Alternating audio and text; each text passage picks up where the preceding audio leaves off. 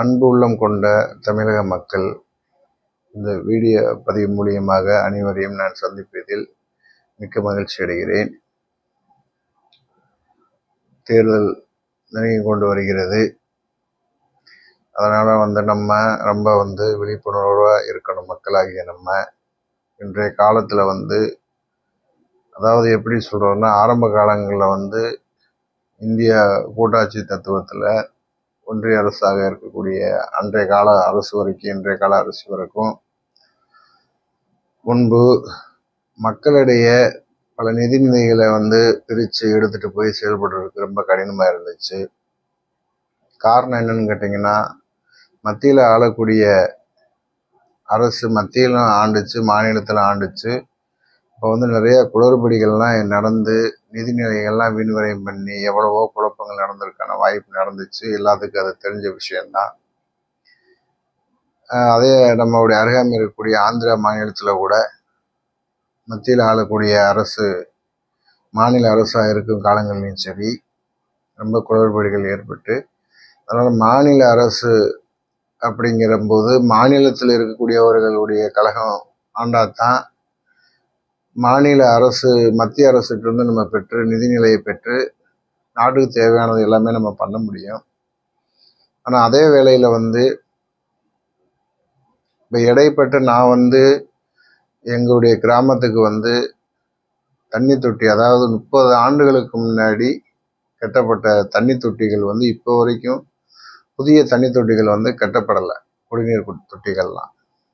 அப்போ அந்த லோக்கலில் இருக்கக்கூடிய பஞ்சாயத்து போர்டு தலைவர்கள், கிளார்க்கு,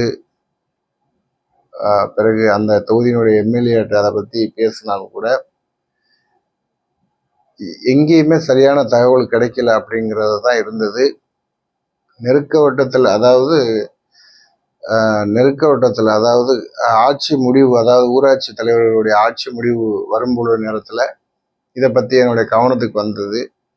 இதை நான் விருதுநகர் மாவட்ட கலெக்டர் ஆட்சியாளர் அலுவலகத்தில் இது சம்மந்தமாக பேசியிருந்தேன். பேசியிருக்கும் பொழுது அங்கேயும் அவங்க என்ன சொல்கிறாங்கன்னா, நிதிநிலைகள் சரியான ஒரு நிதிநிலைகள் வராமல் இருக்கு அப்படின்ட்டு சொன்னாங்க.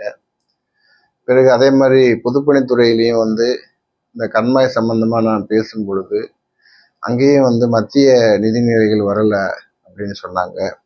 நம்ம நாட்டினுடைய முதல்வர் மாண்புமிகு மு.க. ஸ்டாலின் அவர்கள் பல தடவை மக்களுக்கு அறிவுறுத்திட்டு வர்றாங்க. மத்திய அரசு நமக்கு போதுமான அளவு நிதி ஒதுக்கலை, நம்மளை எல்லா விஷயத்துலையுமே வஞ்சிக்குது அப்படின்ட்டு நம்மளுடைய நாட்டினுடைய முதல்வர் மு.க. ஸ்டாலின் அவர்கள் பல மேடையில் இதை சொல்லி கொண்டு தான் இருக்கிறார். மக்களாகிய யாருமே அதை சரியாக கவனத்துக்கு கொண்டு வராமல் இருக்கிறாங்க. தயவு செய்து, அதாவது ஏற்கனவே ஆரம்ப காலத்தில் மத்தியில் ஆளக்கூடிய ஒன்றிய அரசு மாநில அரசாகவும் முன்னாடிலாம் இருந்துச்சு. அப்போல்லாம் சரியான நிதிநிலையை பெற முடியாமல் நம்ம ரொம்ப கஷ்டப்பட்டோம்.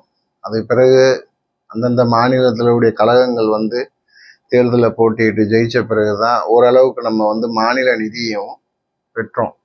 ஏன்னா மத்திய வரி மாநில வரின்னு சொல்லியிருக்கு. இந்த நம்மள்கிட்ட மக்களாகிய நம்ம அன்றாட வாழக்கூடிய வாழ்க்கையில் நமக்கு தேவையானதெல்லாம் நம்ம வாங்கி அதை பயன்படுத்தும் பொழுது அதிலிருந்து வரக்கூடிய அந்த ஒரு 28-38% வரிகளை வசூல் பண்ணி தான் நாட்டினுடைய மாநில மத்திய அரசு செயல்பட்டுக்கிட்டு இருக்கு. நம்மளுடைய வரி பணத்தை எடுத்து தான் நம்ம மக்களுடைய வணிகத்தையும் வளர்த்த வச்சு தான் இந்த அரசு செயல்படுது. மத்திய மாநில அரசு, இந்த அரசுக்கு மேலே இருக்கிறது அரசியல்வாதிங்க. இந்த அரசியல்வாதிங்க மூலியமாக தான் அரசியலை இந்த அரசை நம்ம ஆளும்போது, ஒரே அரசு இந்திய அரசை ஆளும்போது யாருக்குமே சரியான நிதிநிலை இல்லாமல் தான் இருந்துச்சு. இப்போ இந்த பிஜேபிக்கு அரசு இருக்கிறதுனால எங்கேயுமே போதுமான அளவு நிதிநிலைகள் ஒதுக்க கிடையாது. எல்லா இடத்துலையுமே நிதிநிலை ரொம்ப நெருக்கடியான சூழ்நிலை இருக்கு. இப்போ அதை எனக்கு எப்படி தெரிஞ்சு சொன்னால், எங்கள் கிராமத்தில் அந்த குடிநீர் தொட்டி செயல்பாடுக்கு வராத போது அது 30 ஆண்டுகளுக்கு முன்னாடி கட்டப்பட்டதுங்கிறது என்னுடைய கவனத்துக்கு தெரிஞ்ச விஷயம். அதை இப்போ வரைக்கும் ரொம்ப இடிஞ்சு விழுகிற கண்டிஷன் வரைக்கும் இருக்கும்போதும் அதை பஞ்சாயத்து போர்டு தலைவர் சொல்லியும் கூட அந்த வேலை நடக்காம இருந்திருக்கு. அப்போ அதே நேரத்தில் என்னன்னு கேட்டிங்கன்னா, இப்போ இவ்வளவுக்கும் மத்திய நிதி அரசுல எந்த துறைக்குமே சரியா விழுகலைங்கிறது உண்மை தன்மை. அதனால மக்கள் ரொம்ப விழிப்புணர்வா இருக்கணும். மத்தியில் ஆளக்கூடிய அரசு மத அரசியலை எடுத்துக்கிட்டு மக்களை குளறுபடி பண்ணிக்கிட்டு நாட்டு மக்களோட வளர்ச்சி பாதைக்குமே எதுவுமே நடக்காம இருக்கு. அதனால அதாவது அரசியல் அமைப்பை பொறுத்த மட்டும் கழகங்கள் பல நிக்கலாம். அவங்க நின்று மக்களை யாரு வேணாலும் தேர்ந்தெடுக்கலாம். தேர்ந்தெடுத்த பிறகு அந்த 5 ஆண்டுகள் மாநில அரசோ மத்திய அரசோ முழுமையான நிதிகளை ஒதுக்கி நாட்டு மக்களுக்கு தேவையானதை முழுமையா செயல்படுத்தணும். அது மத்திய அரசு நம்மளை வஞ்சிக்குது. அது பல தடவை நம்மளுடைய தளபதி மு.க.ஸ்டாலின் அவர்கள் அதை சொல்லிட்டு தான் வர்றாங்க மக்கள் மத்தியில. அதனால மக்களாகிய நம்ம ரொம்ப விழிப்புணர்வா இருக்கணும். நம்ம மத்திய அரசு மேல ரொம்ப கவனமா இருந்து நம்ம மாநில ஆட்சியையும் மக்களையும் பாதுகாக்கிறதுக்கு சரியான ஒரு கழகத்தை தேர்ந்தெடுக்கணும்.